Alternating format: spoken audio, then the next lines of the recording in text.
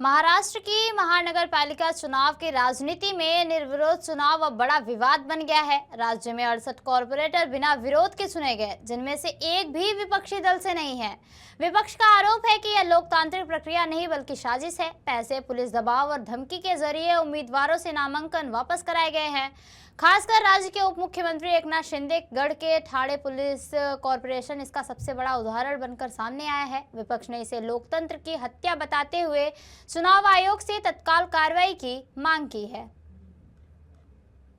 68 corporator बिना विरोध के चुने गए हैं। इनमें बीजेपी के 44, शिंदे गुट के 22 और अजीत पवार गुट के 2 कॉरपोरेटर्स शामिल हैं। विपक्ष का दावा है कि ये सामान्य प्रक्रिया नहीं बल्कि एक नया फंडा है।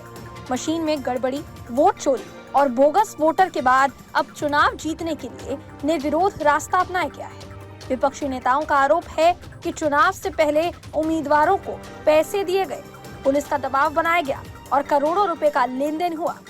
कहा यह जा रहा है कि ठाणे म्युनिसिपल कॉरपोरेशन को लूट कर खाया गया पैसा ही चुनाव में इस्तेमाल हुआ। रूलिंग पार्टी के कुछ विधायक खुद इस मुद्दे को विधानसभा में उठाने की बात कह रहे हैं। तुमच्या मशीन मध्ये गडबड, वोट चोरी, त्यानंतर बोगस मतदार, आता एक महाराष्ट्रामध्ये नवीन प्रकार या ठिकाणी जिंकण्यासाठी म्हणजे इलेक्शनच्या अगोदरच त्या ठिकाणी पैसे देऊन, धमक्या देऊन, पोलीस यंत्रणा वापरून, त्याचबरोबर पैशाचा आमिष दाखवून कोट्यावधी रुपयाचा व्यवहार या ठिकाणी या संदर्भामध्ये झालेला आहे। आज तुम्ही बघितलं असेल ठाणे महापालिका लुटून खाल्लेली आहे या मंडळींनी आणि या महापालिकेची अवस्था एवढी वाईट आहे की दरवेळेला पगार सुद्धा त्याचे लेट जात आहेत।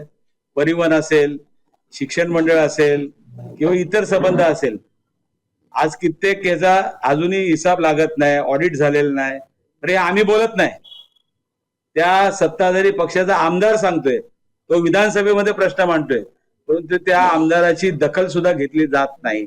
म्हणजे कशा पद्धतीने हे चालू आहे तुम्हाला माहिती असेल। शेवटी हाच पैसा भ्रष्टाचाराच्या माध्यमातून आलेला पैसा आणि आज तुम्हाला माहिती असेल या ठाण्यामध्ये, या ठाणे जिल्ह्यामध्ये, या महाराष्ट्रामध्ये कशा पद्धतीने ड्रग्स हे चालू आहे तुम्हाला माहिती असेल। ठाणे में महाविकास आघाड़ी और एमएनएस के उम्मीदवारों पर नामांकन वापस लेने का दबाव बनाया गया है। एक वीडियो सामने आया जिसमें पुलिस अधिकारी उद्धव ठाकरे की शिवसेना के उम्मीदवार विक्रांत घाक को उप मुख्यमंत्री एकनाथ शिंदे के ठाणे स्थित घर ले जाते दिखे। शिंदे के घर जाने के बाद उम्मीदवार ने अपना फॉर्म वापस ले लिया। आरोप है कि पुलिस और सत्ता मिलकर ये पूरा खेल चला रहे हैं। एक अपक्ष उमेदवार आहेत की आमचा उमेदवार आहे, त्याला पोलीसवाला, एक पोलीस अधिकारी त्याला डीसीएमच्या घरी बंगल्यावर घेऊन चाललेला आहे बघा, हा तो व्हिडिओ आहे। याचा अर्थ आम्ही जे म्हणतोय की पैसे देऊन बिनविरोध नगरसेवक निवडून आणले, त्याचं एक उदाहरण देतो। हा जो त्याचा विक्रम घाक ना, विक्रांत घाक नावाचा मुलगा आहे आणि त्याच्याबरोबर एक पोलीस ऑफिसर आहे जो एकनाथ शिंदेच्या घरी चाललेला आहे, बंगल्यावर चाललेला आहे। मला असं वाटतं की पोलिसांचा जो वापर केला गेला तो पैशाचा वापर, आता जर हा मला वाटतं राष्ट्र आपल्या कोणाच्या चिन्हावर, आपल्या शिवसेनेच्या चिन्हावर लढलेला मुलगा आहे, त्याने फॉर्म भरला होता आणि हा मुलगा काय करतोय, याला पोलीसवाला का घेऊन चालला एकनाथ शिंदेच्या घरी, याची चौकशी नको का व्हायला? आता हा प्रूफ आहे ना, आम्ही प्रूफ देतोय।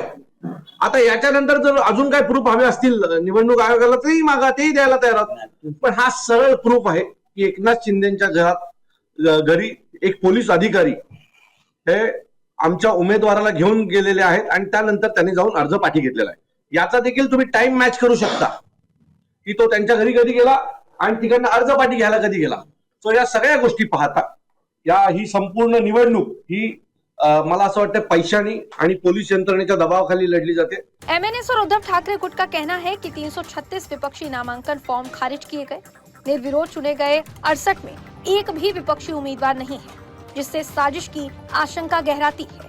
चुनाव आयोग के रिटर्निंग अधिकारी के फोन कॉल रिकॉर्डिंग की जांच, सीसीटीवी फुटेज और संबंधित अधिकारियों पर कार्यवाही की मांग की है। विपक्ष ने चेतावनी दी है कि चुनाव खत्म होने के बाद इस धोखे का हिसाब लिया जाएगा। मला असं वाटतं आपण सुद्धा म्हणजे मतदार आहात या ठाण्याचे, आणि तुम्हाला सुद्धा माहिती आहे की काय चालू आहे. तर मला असं वाटतं हा विषय जास्तीत जास्त, कारण आम्ही शेवटी आम्हाला रस्त्यावरती उतरण्याशिवाय पर्याय नाही. कारण तुम्ही बघितलं असेल जनतेच्या दरबारात जायचं, तर या जनतेच्या दरबारात काय केलं त्यांनी बघितलं असेल. आणि म्हणजे या निवडणुका होऊ नये यासाठी बिनविरोध केलं. त्यानंतर तुम्ही बघितलं सर्व यंत्रणा त्या ठिकाणी लावलेल्या आहेत.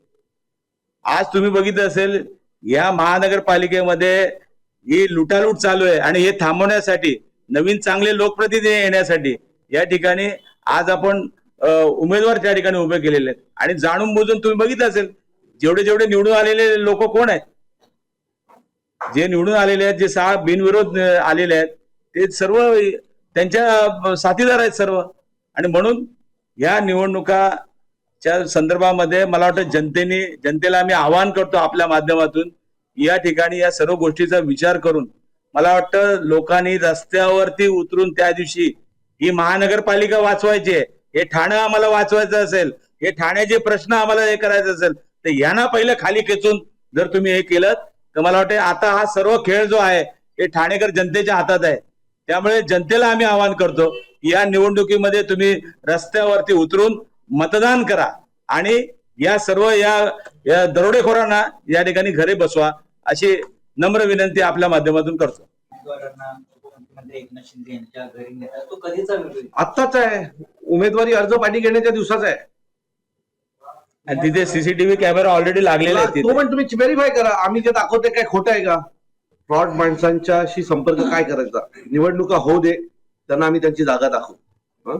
आता आम्हाला या कुठल्या वादात पडायचं नाहीये, पण निवडणूक झाल्यावर यांचा पाहुणचार दोन्ही पक्षांचे कार्यकर्ते एकत्र येऊन करतील. हे बघा, ज्यांनी गद्दारी केली आहे शिवसेना मनसेची, अशा प्रत्येकाशीचा पाहुणचार होणार आता देखील, आणि या निवडणुकी दरम्यान देखील जे गद्दारी करतील त्यांचा पण पुरेपूर पाहुणचार आम्ही घेणार. बता दें कि चुनाव आयोग ने महाराष्ट्र में 68 कॉर्पोरेटर्स के निर्विरोध चुने जाने के मुद्दे पर चुप्पी नहीं साधी है. उसने संबंधित चुनाव में लगे जिलाधिकारियों से विस्तृत रिपोर्ट मंगवाई है और पुष्टि के बिना किसी को भी निर्विरोध विजेता घोषित नहीं करने के निर्देश दे दिए हैं. आयोग ये जांच कर रहा है कि नामांकन वापसी दबाव या लालच की वजह से तो नहीं हुई. विपक्षी दलों की आपत्तियों और कोर्ट जाने की तैयारी के बीच आयोग का फोकस इस प्रक्रिया की पारदर्शिता सुनिश्चित करने पर है. हालांकि अब तक कोई सख्त प्रतिबंध या नई शर्तें नहीं जारी हुई हैं, लेकिन जांच जारी है और आगे की कार्यवाही पर विपक्ष के साथ साथ सभी की नजरें भी टिकी हुई है. मुंबई से ब्यूरो हेड सर्वेश तिवारी की रिपोर्ट.